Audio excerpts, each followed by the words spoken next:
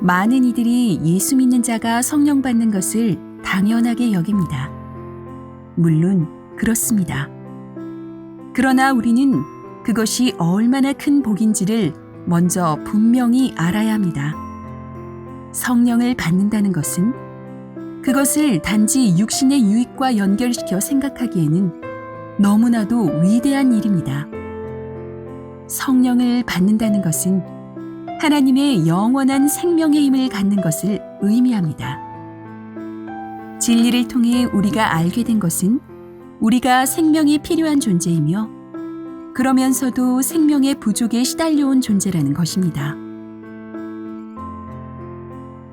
만일 우리가 그런 상태에 머물러 있는다면 타락은 쉬워질 것이고 따라서 신앙생활을 통해 기대하는 바 좋은 열매를 맺기는 어려울 것입니다. 우리가 성령 충만을 받아야 할 이유가 여기에 있습니다. 하나님의 생명을 확실히 소유한 존재, 우리를 그렇게 만드는 것이 바로 성령 충만입니다.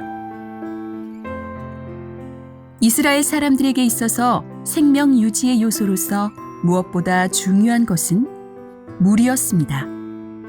그들이 살아온 땅은 강수량이 매우 적은 곳이었습니다. 특히 긴 여름에는 비가 전혀 내리지 않았기 때문에 그나마 우기라고 할 수 있는 겨울에 비가 내리지 않는다면 그것은 그야말로 재앙이었습니다. 그들이 동경하는 에덴 동산이나 천국은 물이 풍성한 곳이었습니다. 그러나 그들이 살고 있는 현실의 땅은 물이 없는 곳, 즉 생명이 없는 곳이었습니다. 누구든지 목마르거든 내게로 와서 마시라 하신 주님의 말씀은 그런 그들에게 있어서 매우 의미심장한 것이었습니다. 게다가 예수께서 그 말씀을 하신 날은 일주일간 계속된 초막절의 끝날이었습니다.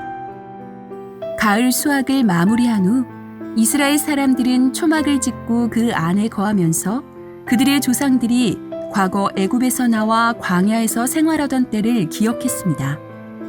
또한 초막절에는 제사장들이 실로암 연못에서 물을 가져와 온 백성이 지켜보며 즐거워하는 가운데 성전 제단에 물을 붓는 풍습이 있었습니다. 그 모습을 보면서 사람들은 이제 곧 시작될 우기에 하나님께서 많은 비를 내려주시기를 소원했던 것입니다. 그런 그들에게 예수께서 그에게 와서 마시라고 하신 것은 정작 해갈이 필요한 건 그들의 육체가 아니라 영혼임을 선포하신 것입니다.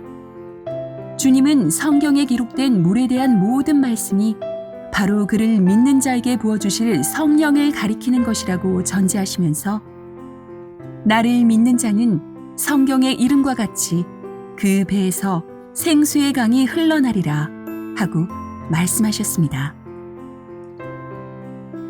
누구든지 성령을 받을 수 있습니다. 하지만 아무렇게나 받을 수 있는 것은 아닙니다. 성령을 받으려면 진실한 회개가 있어야 합니다. 이는 마치 열흘간 이어지는 나팔절에 깊이 회개한 사람들이 그 마지막 날인 대속죄일의 은혜를 받고 그로부터 닷새가 지나 비로소 초막절의 기쁨을 누리는 것과 마찬가지입니다.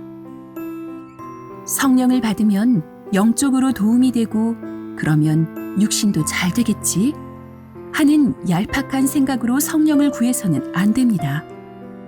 배에서 생수의 강이 넘치기를 원한다면 진실로 회개해야 합니다. 육신의 삶이 우리를 목마르게 할 때 우리는 자기 영혼이 그 이상으로 목마르다는 사실을 깨닫고 하나님의 생명을 사모합시다. 육신의 삶을 휘감고 있는 굴레에 머물러 있지 말고 자기 영혼을 성령으로 충만하게 합시다. 타는 목마름으로 영원히 고통받을 수밖에 없었던 우리를 주님이 구원해 주셨으니 이제 그 은혜에 감사하며 기쁨과 헌신으로 그에게 나아갑시다. 생수의 강이 배에서 흘러나 생명의 역사를 이루게 합시다.